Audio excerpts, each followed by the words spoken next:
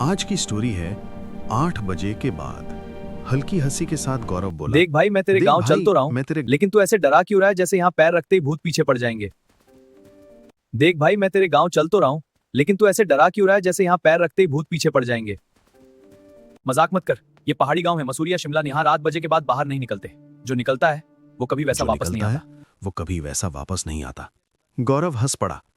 अंधविश्वास है सब। मनीष उत्तराखंड के एक छोटे पहाड़ी गांव का रहने वाला था। दिल्ली में नौकरी करता था और महीनों बाद घर लौट रहा था। गौरव गांव की खूबसूरती देखने उसके साथ चल पड़ा।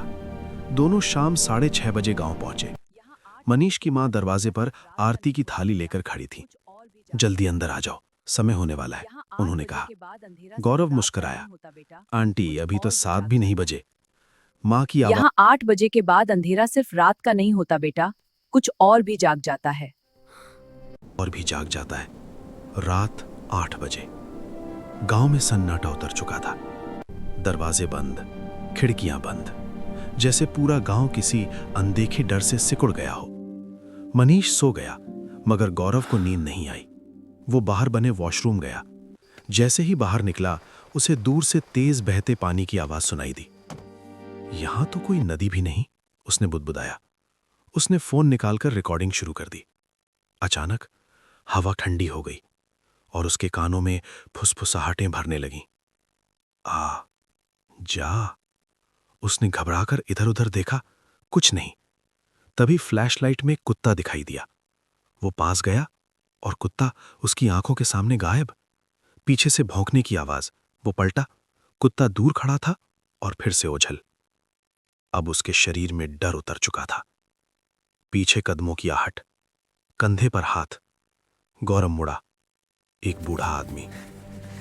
8 बजे के बाद बाहर घूम रहे हो? आज बारात निकलेगी। गौरव हंसा। आप भी? आदमी मुस्कुराया और उसका चेहरा पिघलने लगा। आंखें सफेद, हड्डियां। गौरव चीखता हुआ भागा। झाड़ियों में छिपा उसे ढोल, शहनाई, बैंड की आवाज सुनाई दी। रोशनी पास आती गई। उसने झांका। बाराती इंसान नहीं थे।